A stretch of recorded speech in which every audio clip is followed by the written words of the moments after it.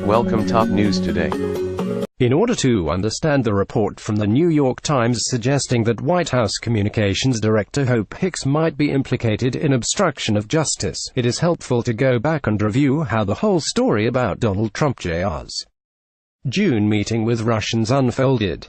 CNN has a helpful timeline, but here are the significant dates. July 8, NYT reported that Donald Trump Jr.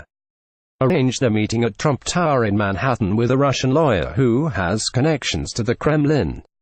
After contacting the White House, the report included this statement from Trump Jr. that was drafted on Air Force One as the president returned from a trip to Europe.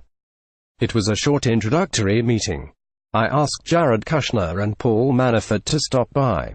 We primarily discussed a program about the adoption of Russian children that was active and popular with American families years ago and was since ended by the Russian government, but it was not a campaign issue at the time and there was no follow-up. I was asked to attend the meeting by an acquaintance, but was not told the name of the person I would be meeting with beforehand. July 11, Donald Trump Jr.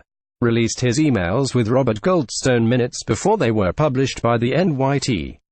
In them, the intent of the meeting was disclosed. The Crown Prosecutor of Russia met with his father Rs this morning and in the meeting offered to provide the Trump campaign with some official documents and information that would incriminate Hillary and her dealings with Russia and would be very useful to your father. This is obviously very high-level and sensitive information but is part of Russia and its government's support for Mr. Trump, helped along by Rs and Emin. Obviously Trump Jr. was interested. Seems we have some time and if it's what you say I love it, especially later in the summer. Could we do a call first thing next week when I'm back? Robert Mueller is clearly interested in what happened at that meeting. But investigators are also interested in what happened in the time period between July 8 and 11 when Trump and his team tried to come up with a cover story for the meeting. That's where Hope Hicks comes into the picture. Here is what Mark Corallo, former spokesperson for Trump's legal team, will reportedly tell Mueller about a conference call he had with Trump and Hicks on July 9. In Mr. Corallo's account, which he provided contemporaneously to three colleagues who later gave it to the Times, he told both Mr. Trump and Ms. Hicks that the statement drafted aboard Air Force One would backfire because documents would eventually surface showing that the meeting had been set up for the Trump campaign to get political dirt about Mrs.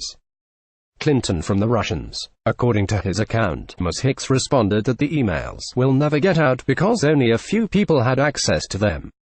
Marc Corallo, who worked as a Justice Department spokesman during the George W. Bush administration, told colleagues he was alarmed not only by what Ms.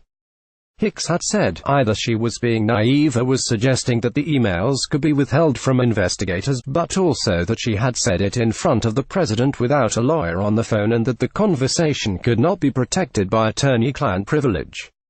In his book, Michael Wolff wrote that Corallo quit shortly after this phone call because he believed the Air Force One meeting amounted to obstruction of justice.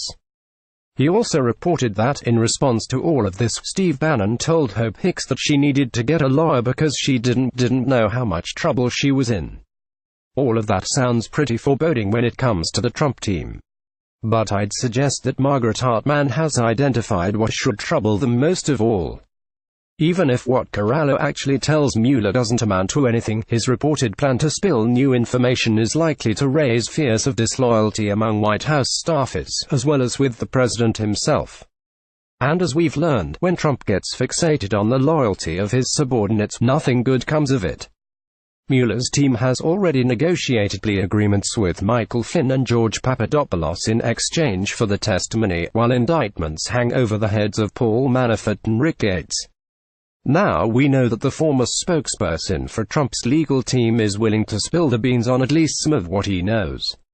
Pair that with the fact that almost all the leaks about this investigation have come from within the White House, not from Mueller's team, and it is very possible that this investigation has progressed a lot further than any of us know.